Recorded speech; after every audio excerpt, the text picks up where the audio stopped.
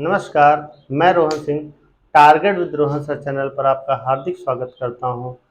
UP special की श्रृंखला में हमने इसके पहले वाले वीडियो में उत्तर प्रदेश का भौतिक विभाजन पढ़ा था, जिनमें हमने देखा था कि उत्तर प्रदेश के भौतिक विभाजन में 3 मुख्य क्षेत्र हैं, जिनमें पहला भाभर और तराई क्षेत्र, दूसरा गंगा यमुना का विशाल मैदान और तीसरा दक्षिण का प्रायद्वीपीय क्षेत्र, जो प्रायद्वीपीय पठार है वो भी उत्तर प्रदेश की सीमा में टच करता है। ठीक है, तो ये 3 क्षेत्रों को मैंने विस्तृत पिछले वीडियो में आपको बताया था। अगर आपने वो वीडियो ना देखी हो तो उसको जाके देखिएगा।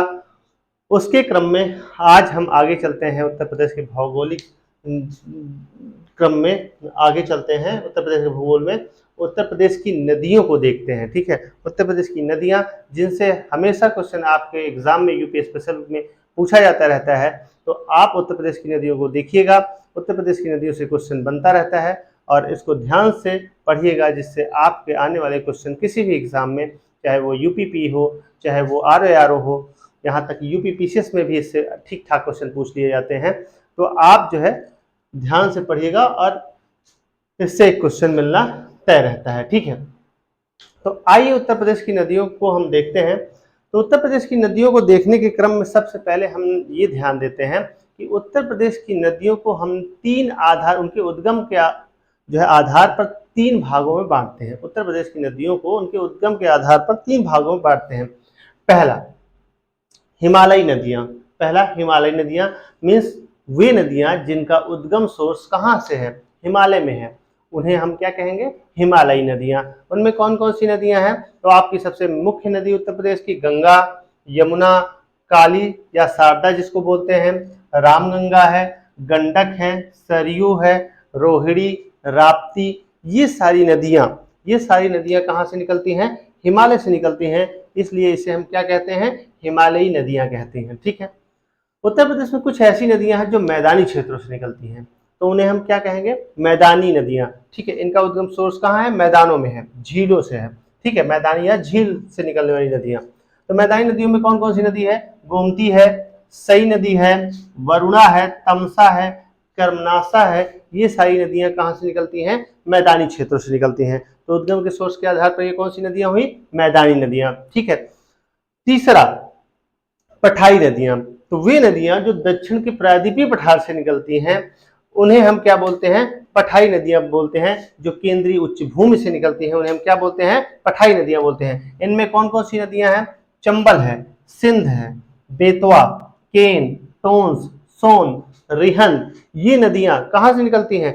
दक्षिण के प्रायद्वीपीय पठार से या सेंट्रल अपलैंड से निकलती हैं, केंद्रीय उच्च भूमि से निकलती हैं। इसलिए इन्हें क्या बोलते हैं? हम पठाई नदियां बोलते हैं। ठीक है, तो उद्गम के स्थान आधार पर, उद्गम स्थल के आधार पर नदियों को 3 भागों में बांटा जाता है: हिमालयी नदियां, मैदानी नदियां और पठारी नदियां। ठीक है, तो आपसे क्वेश्चन इस तरीके से बनाया जा सकता है: निम्नलिखित में से कौन सी नदी हिमालय का उद्गम सोर्स हिमालय में नहीं है, या कौन सी नदियां हिमालयी नदियां हैं, या कौन सी नदियां मैदानी नदियां हैं, कौन सी नदियां पठाई नदियां हैं। तो 3 ऑप्शन आपको देगा अलग और एक ऑप्शन इनमें से दे देगा।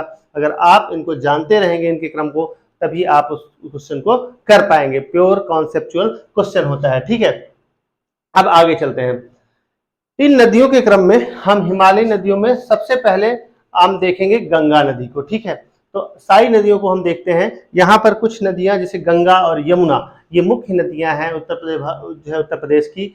इन नदियों के बारे में कुछ विस्तृत जानकारियों को देखेंगे। इसके बाद वाले वीडियो में हम आपको उत्तर प्रदेश की सारी नदियों के उद्गम सोर्स और मिलन स्थल एक जगह पर कर देंगे, जिससे आपको सुविधा होगी पढ़ने में, और उससे रिलेटेड क्वेश्चन अगर आपसे पूछा जाएगा तो आप उसको कर पाने में सक्षम होंगे। ठीक है, आइए चलते हैं, हम लोग गंगा नदी को पढ़ते हैं। ठीक है, उत्तर प्रदेश में सबसे जो बड़ी नदी है, जो उत्तर प्रदेश की सबसे बड़ी नदी है, वो कौन सी नदी है? गंगा नदी है। ठीक है, गंगा नदी में ही सारी नदियों का मिलन स्थल है और उसी से गंगा यमुना का मैदान बना है।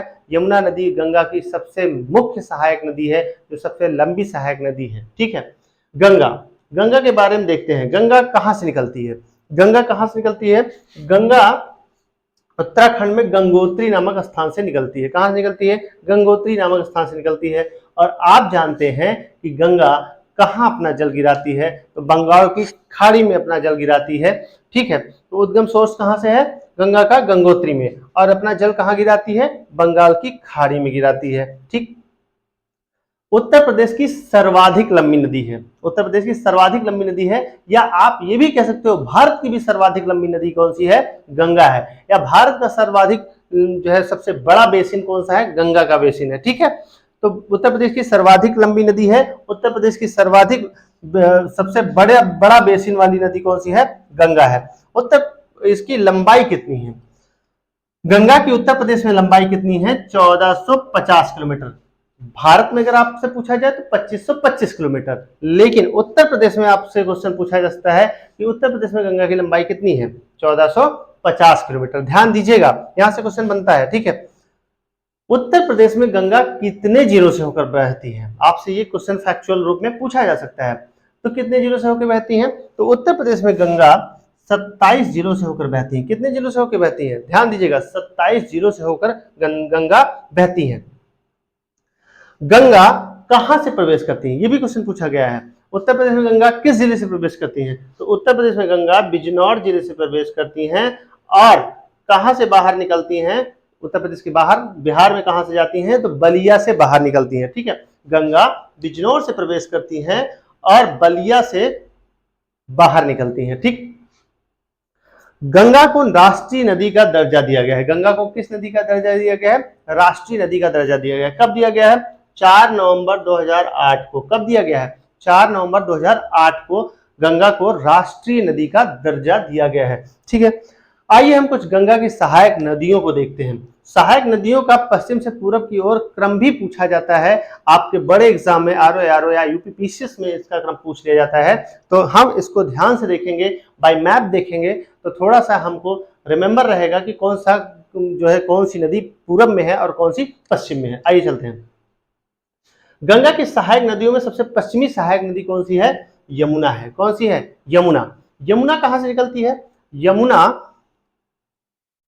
उत्तराखंड में यमुनोत्री नामक स्थान पर बंदरपुछ चोटी है। ठीक है, वहां पर यमुनोत्री स्थल है, वहां से जो है यमुना निकलती है। और यमुना उत्तर प्रदेश में सहारनपुर के फैजाबाद नामक स्थल पर, कहा?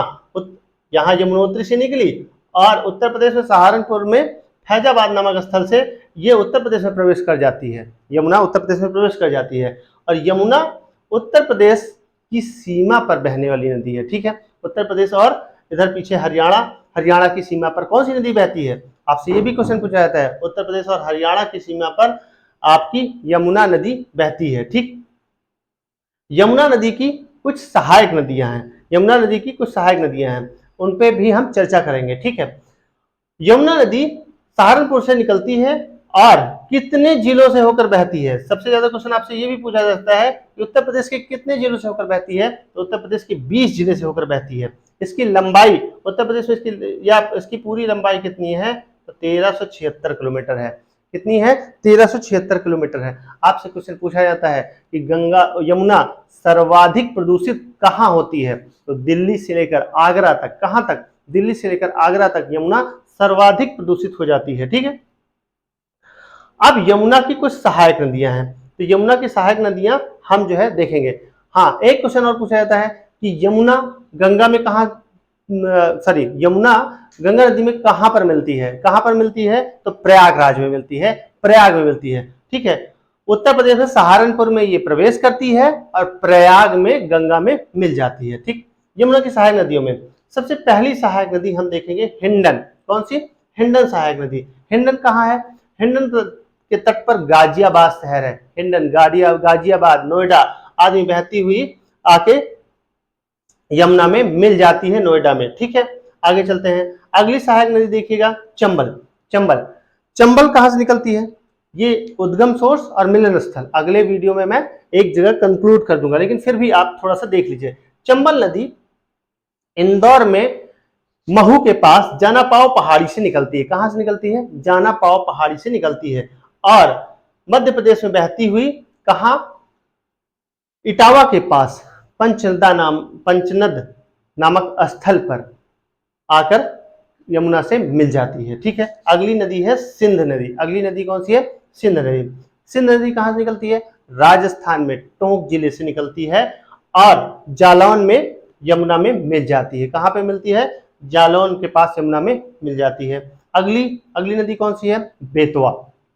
बेतवा नदी कहाँ से निकलती है? तो बेतवा नदी भोपाल के पास से निकलती है। कहाँ से निकलती है? भोपाल के पास से निकलती है और बहते हुए हमीरपुर में यमुना में जाकर मिल जाती है। अगली नदी कौन सी है? केन नदी। केन नदी कहाँ से निकलती है? तो केन नदी कैमूर हिल्स से निकलती है और आगे जाकर बहती हुई ये कहाँ? उत्तर की ओर बहती हुई यमुना में बांदा में भुजहा नामक स्थान है, वहां पर जाकर मिल जाती है। ठीक है, केन नदी।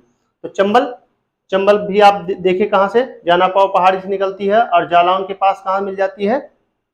औरैया में पंचदा स्थान पर मिल जाती है यमुना में। सिंध नदी, सिंध नदी कहाँ से निकलती है? टोंक जिले से निकलती है और यमुना में मिल जाती है जाके जालौन में। बेतवा भोपाल के पास से निकलती है और हमीरपुर में मिल जाती है। केन कहाँ से निकलती है? बांदा में, सॉरी, ये निकलती है कैमूर हिल से और बांदा में भुजहा नामक स्थान पर मिल जाती है। अगली जो नदी है वो गंगा की सहायक नदी थी। ये यमुना की सहायक नदियां थी। यमुना इन सारी नदियों का जल लेकर प्रयाग में गंगा नदी में मिल जाती है। ठीक है, आगे चलते हैं। अब गंगा की सहायक नदियों में देखिए, तो हम ये गंगा की सहायक नदियों में बाएं तट पर मिलने वाली नदियों को हम देख रहे थे। बाएं तट पर सबसे पहली नदी कौन सी है? यमुना, जो अपनी सहायक नदियों को लेकर कहाँ पे मिलती है? प्रयागराज में गंगा में मिल जाती है। अगली नदी है टोंस नदी। टोंस नदी कहाँ से निकलती है? टोंस नदी निकलती है मैहर के पास से, मैहर के पास से निकलती है और प्रयागराज के आगे सिरसा नामक स्थान पर, सिरसा प्रयागराज जिले में ही है, कहाँ? यमुना में गंगा में मिल जाती है। ठीक है, तो यमुना हुई, टोंस हुई। अगली नदी है सोन नदी। सोन नदी कहाँ से निकलती है? सोन नदी अमरकंटक से निकलती है। कहाँ से निकलती है? मध्य प्रदेश में अमरकंटक से निकलती है और अमरकंटक से निकलती है सोनभद्र में बहते हुए जाकर बिहार में पटना के पास गंगा में मिल जाती है। तो ये गंगा की बाएं तट पर मिलने वाली नदियां हैं। अब गंगा के दाएं तट पर मिलने वाली दाएं तट पर मिलने वाली नदियां हैं। बाएं तट पर मिलने वाली नदियों को देखते हैं, आइए देखते हैं। तो उनमें सबसे पहली जो नदी है इधर रामगंगा। रामगंगा कहाँ से निकलती है? तो रामगंगा उत्तराखंड से निकलती है और कन्नौज के पास गंगा में मिल जाती है। अगली नदी है गोमती नदी।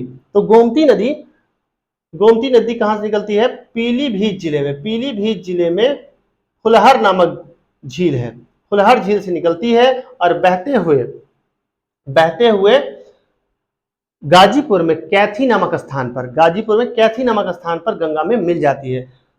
गोमती नदी की मुख्य सहायक नदी कौन सी है? सई नदी। कौन सी है? सई नदी। आपसे क्वेश्चन पूछा जाता है, सई नदी कहां से निकलती है? हरदोई में भिजवान झील से निकलती है। कहां से निकलती है? हरदोई में भिजवान झील से निकलती है। और जौनपुर में राजघाट के पास गोमती नदी में मिल जाती है। अगली नदी शारदा नदी कहां से निकलती है? शारदा नदी को हम काली नदी भी कहा जाता है। क्या कहा जाता है? काली नदी कहा जाता है। ठीक है, ये जो है नेपाल में काला पानी नामक स्थान से निकलती है और बहते हुए घाघरा में सीतापुर में मिल जाती है। ठीक है, तो ये हुई शारदा नदी, इसको हम काली नदी भी कहते हैं। अगली नदी घाघरा तिब्बत के मापुचो चुंग ग्लेशियर से निकलती है और आगे बहते हुए बिहार में छपरा नामक स्थान पर गंगा में मिल जाती है। घाघरा की कुछ सहायक नदियां, जिनमें एक सहायक नदी मैं आपको बताया शारदा, दूसरी सहायक नदी राप्ती और रोहिणी। तो राप्ती कहां से निकलती है? नेपाल से निकलती है और राप्ती नदी देवरिया के पास जाकर मिल जाती है, कहां? घाघरा में। ठीक, अगली नदी है, तो घाघरा इन सब का जल लेकर कहां मिलती है? जाकर छपरा में गंगा में मिल जाती है। अगली नदी है गंडक नदी भी नेपाल से निकलती है और कुशीनगर, महाराजगंज और बिहार की सीमा पर बहते हुए गंगा में पटना में गंगा में मिल जाती है। ठीक, तो ये नदी आपकी रही गंडक। एक नदी मैं भूल रहा था, कर्मनासा नदी बिहार से निकलती है और उत्तर प्रदेश बिहार की सीमा पर बहती है। कहां बहती है? उत्तर प्रदेश और बिहार की सीमा पर कर्मनासा नदी भी बहती है। देखिए, आप ध्यान दीजिए, उत्तर प्रदेश और बिहार की सीमा पर कौन सी नदी बही? कर्मनासा और गंडक। ठीक, तो कर्मनासा नदी बहते हुए गाजीपुर में चौसा नामक स्थान है। कहाँ? चौसा का युद्ध आप सुना होगा, आपने सुना होगा। चौसा नामक स्थान पर गंगा में मिल जाती है। तो ये रही गंगा की मुख्य सहायक नदियां। ठीक है, तो गंगा की मुख्य सहायक नदियां ये रही, जो गंगा के बाएं तट पर और गंगा के दाएं तट पर, दोनों तट पर मिलती हैं, और इन सब का संयुक्त जल लेकर गंगा आगे जाकर पश्चिम बंगाल में क्या करती है?